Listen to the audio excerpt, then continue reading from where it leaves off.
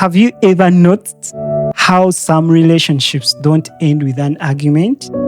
They just slowly go quiet. Someone doesn't text you, you don't text them. They don't call you, you don't call them either. Nothing dramatic happens. No fight, no fallout, just silence. And when that silence starts, we often tell ourselves things that sound reasonable. I'm just matching their energy. I'm protecting my dignity. If they care, they will reach out. On the surface, that sounds mature and even healthy, but over time, something else happens. You don't lose people through conflict. You don't lose them through betrayal. Most of the time, we lose good people through silence. A warm welcome to the Achievers Podcast. I am Mukasa and I'm deeply honored and sincerely grateful that you have chosen to spend this time here. Because time is not neutral. Where you place your attention slowly shapes who you become. This episode exists to examine the quiet forces that shape our lives, the ones that don't announce themselves, but quietly determines who stay, who lives, and what we carry forward. Let me ground this in something real. Before I moved to a new country, I was open by default. I spoke easily. I greeted people naturally and connection felt human and of course automatic. Then I moved to a new country, new culture, new unspoken rules, new people, and I noticed something subtle. If you didn't speak fast, people often didn't speak at all. So I kept being myself. I said hello. I greeted people when I entered rooms. But moments began to stack. I would greet someone and another person would walk in behind me and say nothing. And at times, those people that you always say hello, you initiate the conversation, they come after you. Like on another day, they just say nothing and you be like, what's going on? And once doesn't mean much, twice doesn't mean either, but repetition teaches the nervous system. And eventually, the mind starts asking quieter questions. Why am I always initiating? Am I doing too much? Like, am I misreading something? And without any conscious decision, I adjusted. I became quieter, not because I didn't care, but because repeatedly offering connection without response starts to feel like exposure. And another example can be like on social media, like WhatsApp. You have your friends, and if you don't say hello to them, they don't. Like if you don't call them, nothing happens. Am I tying myself on these people? Like, this is where many people end up, and we quietly lose good friends and good people. Now picture this clearly. Two people, no conflict between them. You are sitting somewhere thinking, if they wanted to talk to me, they would reach out. And at the exact same moment, that other person is thinking, they haven't reached out either. I don't want to force it. Both people are reasonable, both are tired, both are protecting their dignity. Days pass, then weeks, no calls, no messages, and a real connection fades. Not because it lacked meaning, but because both minds were running the same protective script. This isn't drama, this is psychology. Let's talk about why this happens, especially in friendships. First, it is self-protection. Silence feels safer than vulnerability. Pulling back feels wiser than risking being the one who cares more.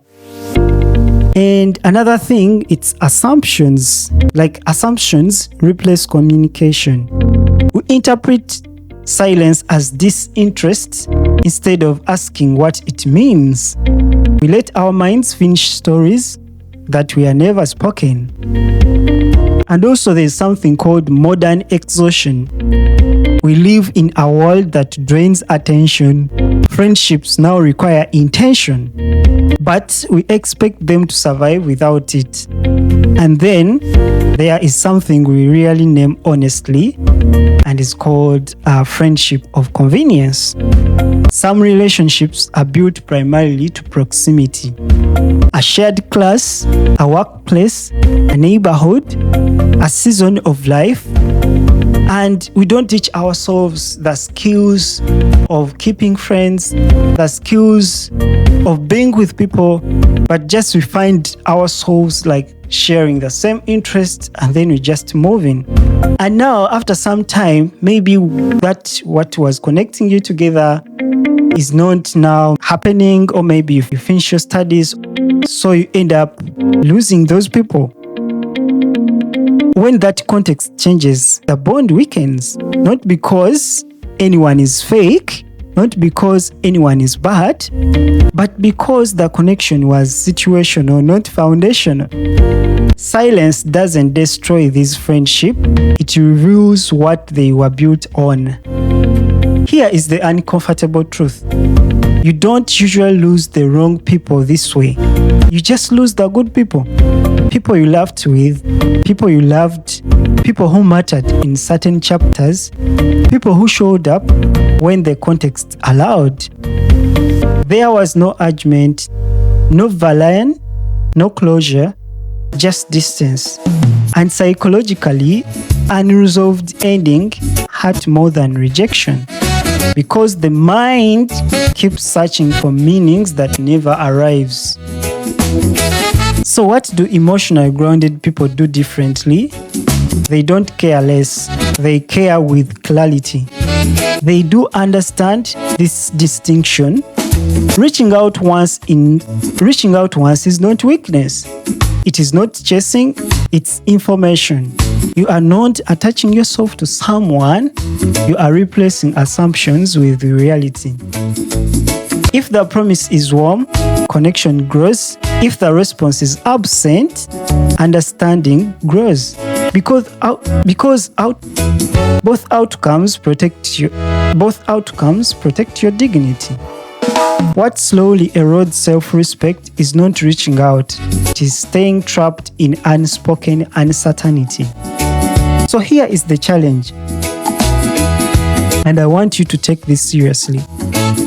Think of someone you lost contact with, not because of conflict, not because of anything else, but because of silence. Ask yourself honestly, was this friendship of depth or one of convenience? If it was depth, reach out once this week. No explanation, nothing else, just presence. Say hello to them and see what their response is. If it was convenience, release it without guilty. Not everything that ends was meant to last. Both responses are maturity. Silence sometimes can feel safe, but safety without connection becomes isolation. You become isolated, have no people to talk to, you don't have friends. Some relationships were never meant to continue, but some good ones faded because nobody wanted to be the first to speak. Growth is learning the difference and having the courage to act on it. Thank you to everyone who has listened, who has subscribed, who has shared an episode, or simply taken a second to like a post. Those actions may seem small, but they are not invisible. I also want to acknowledge the people who reach out quietly, the calls, the messages, the kind words that say, hey, keep going, this matters. That encouragement carries weight. It keeps this work moving forward, especially on the days when momentum feels fragile. And to people like Jonathan, Ratif, Mozikid, Godfrey, and many others, I can't thank you enough. You guys, you consistently show up, you engage, you support, you don't miss a post. Please know that I see it and I don't take it for granted. This podcast doesn't exist in isolation. It exists because of a community, because of people who choose to listen and choose to care. Thank you for being part of this journey with me. This is the Achievers Podcast, real conversation, real growth. Until next time, take care of yourself and keep moving. See you in our next episode. Jangan dicek nanti labar. Selok saja kau di mana aku dapat. Adekku bagus ini kak, cinta sama unika. Jangan bikin pusing karena musuh tuh. Jangan saja mau ngapain mau. Jangan sampai buat turun dari tempo. Timing di Inggris, di Paris, di Jerman. Pasti kau di sabar jalan aman. Kau bilang cinta tidak, kau cinta tidak.